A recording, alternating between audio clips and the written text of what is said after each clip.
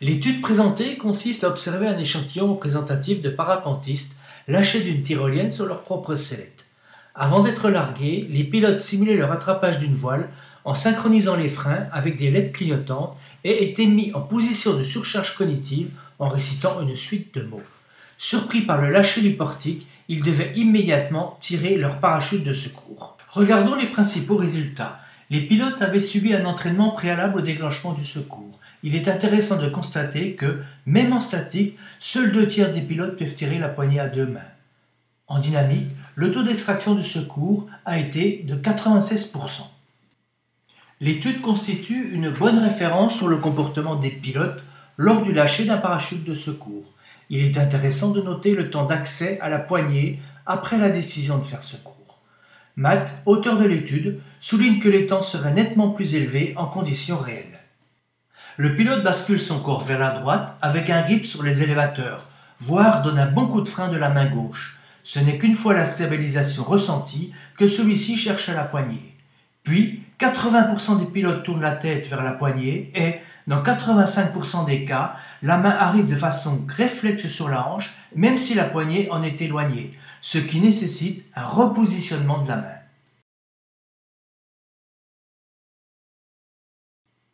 Dans l'ensemble des cas, les grips sont assez bons, parfois contrariés par un plaquage de la poignée sur la sellette.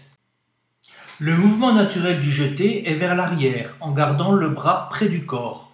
Une extraction latérale reste l'exception, même si le parachute est bloqué. Dans ce cas, le parapentiste va changer la position du grip.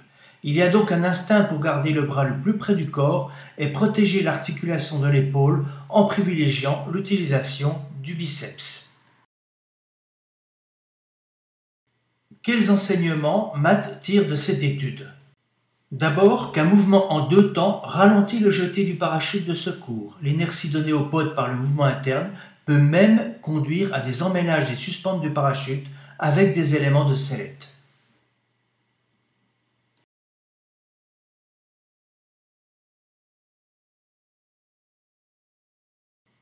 Les mouvements parasites du bras peuvent aussi entraîner des événements tels cet entortillement de l'élévateur du parachute de secours autour du bras du pilote. En conditions réelles, le pilote aurait probablement subi un grave traumatisme de l'épaule. 16% des pilotes avaient un parachute ventral, ce qui semble correspondre à la proportion générale.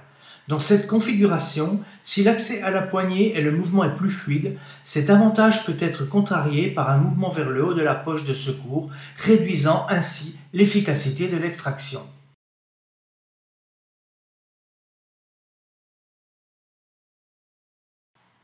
Parfois, si la sangle reliant la poignée au pod est trop longue, l'extraction ne peut être assurée complètement malgré l'extension maximale du bras.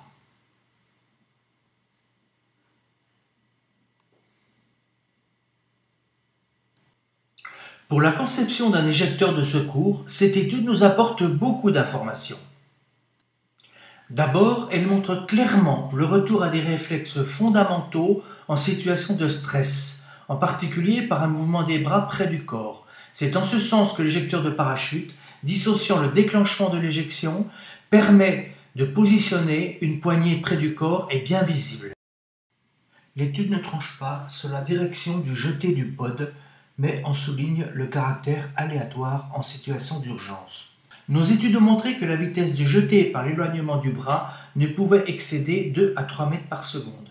Ce point conforte le parti d'une éjection horizontale avec une vitesse de 10 mètres secondes permettant un éloignement rapide du pod de la sellette. Enfin, celle-ci fait ressortir les difficultés d'extraction du pod, ces difficultés étant contrées par des mouvements verticaux du bras. Il est clair qu'en situation réelle, certains pods n'auraient pas pu être extraits. L'éjecteur de parachute a été calibré pour être efficace à plus de 4 G, par une poussée d'environ 70 kg. Il anticipe la norme en cours d'élaboration qui devra garantir une extraction manuelle lors d'une rotation de 4 G.